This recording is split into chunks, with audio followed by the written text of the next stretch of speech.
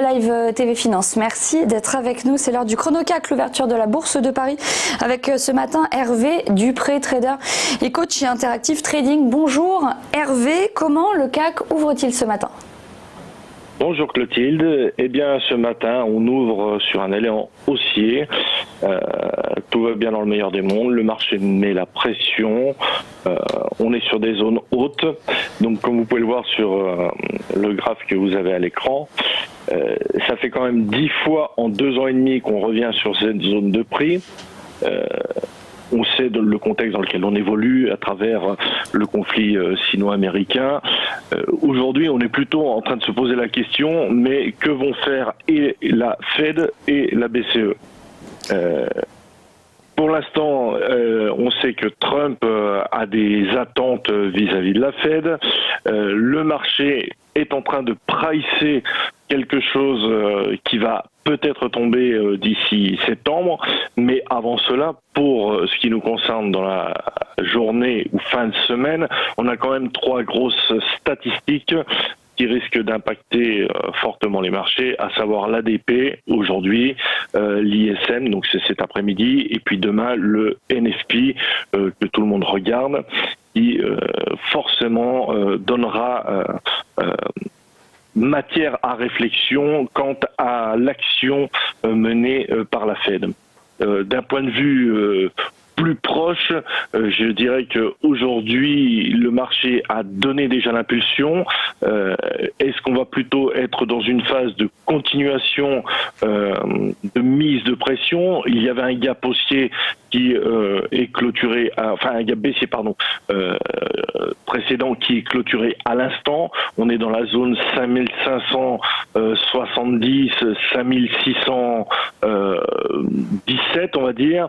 On a 5584 qui est l'open trimestriel. Donc pour l'instant, tout va bien dans le meilleur des mondes. J'ai l'impression que c'est un petit peu la même chose que je racontais il y a 3-4 mois de ça. Entre-temps, nous avons eu beaucoup de volatilité avec des hausses, des baisses. Le sentiment aujourd'hui, c'est surtout de ne pas se surexposer au marché, car à tout moment, une mauvaise news peut tomber, comme une bonne news, etc. Donc, on navigue un petit peu à vue. Mon sentiment global, c'est qu'à force de venir travailler cette résistance de 5005, 190, 5650, comme je disais, ça fait 10 fois en 2 ans. Il y a un moment donné où la résistance va finir par céder.